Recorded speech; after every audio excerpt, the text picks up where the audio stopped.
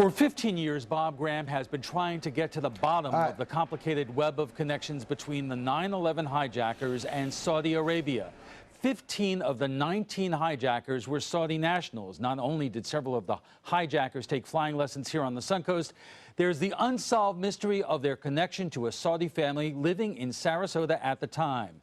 He may have retired, but Senator Graham has not given up on his fight to get all the information out there. And joining us is former U.S. Senator Bob Graham, who was the chair of the Senate Intelligence Committee after 9/11. Senator, thanks for joining us.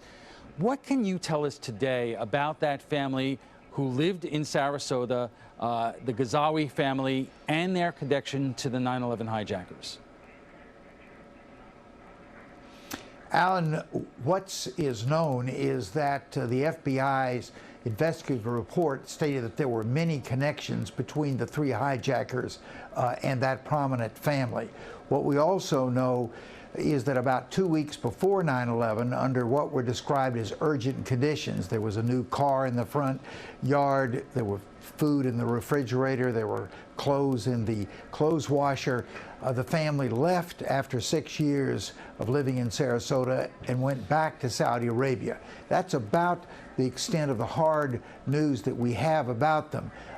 The FBI, after a period of resistance, finally made available to a federal judge some 80,000 pages of documents. That information has been with the judge for a couple of years. He assumedly is going through the materials, and I hope soon will release those that he feels no longer require classification.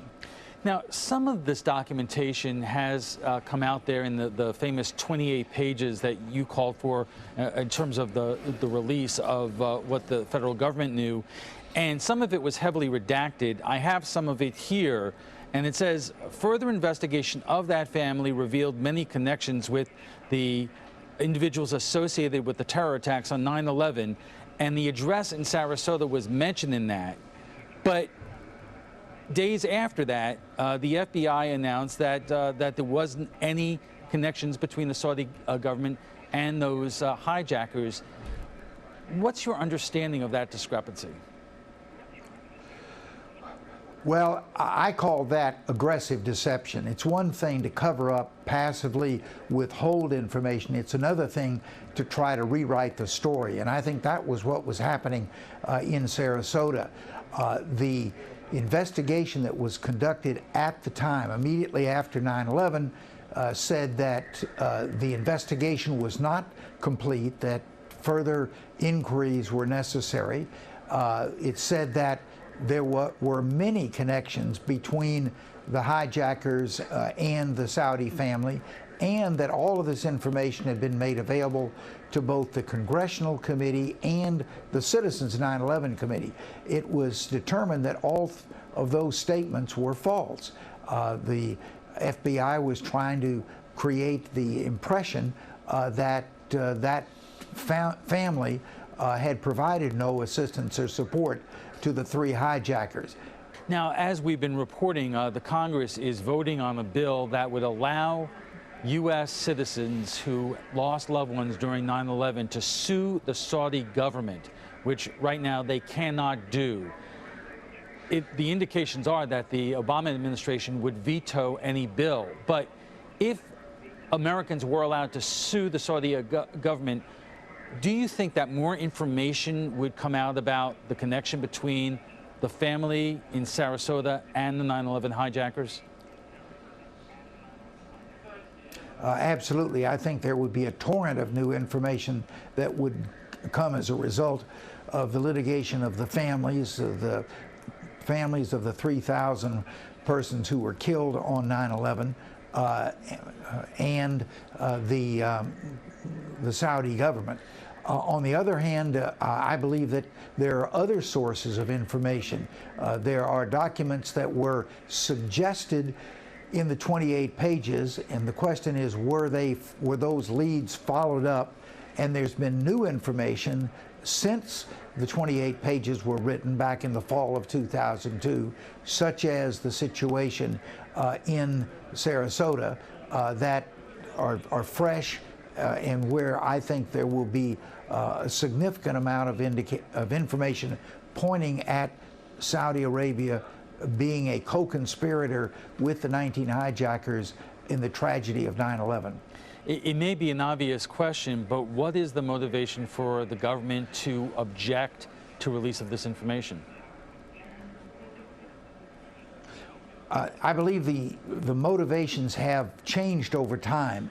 I think the original motivation, President Bush had announced that we would follow not only the hijackers, but also would follow any entities that were found to have assisted the hijackers to the ends of the earth. It must have been embarrassing then when they found all this information that it looks like Saudi Arabia was the facilitator of 9/11. The Bush administration very much wanted to go to war, but not with Saudi Arabia, rather with Iraq.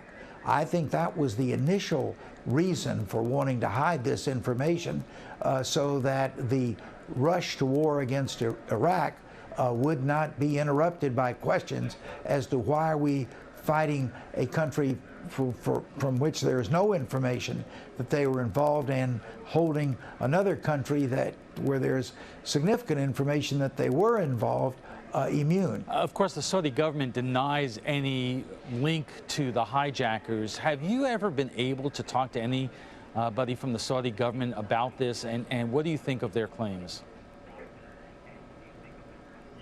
Well, yes, I have, and their claims in a one-on-one are the same as they've made publicly, that there was no connection between the Saudis or any entity that responsible to the government for 9/11. My answer is, let's let all the facts out. We've held this information in some cases for 15 years.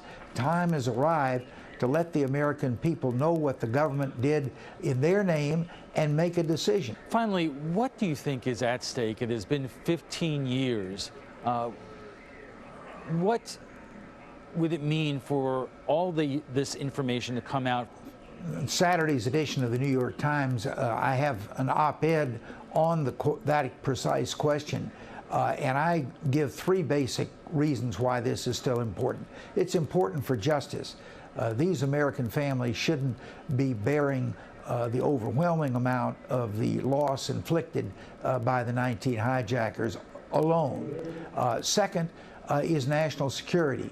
As I said before, I think the Saudis have interpreted our actions, our failure to even make a faint attempt to hold them to account, as being impunity, and they've used that impunity to continue to fund terrorists and in their Wahhabist mosques and schools to train the next generation of terrorists.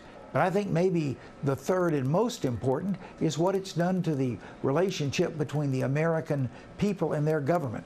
I think we're seeing in this presidential election the depth of cynicism and disappointment, anger, rage between many Americans and their government. In my opinion, a key reason for this fracture is because people have lost confidence in the governments telling them the truth. And so the first way to begin, in my opinion, restoring our absolutely essential relationship of respect between the people and their government is for the government to respect the people by giving them the full information of what happened on 9/11. All right, Senator, we'll have to leave it there. Thank you for joining us, and we'll be back in just a moment.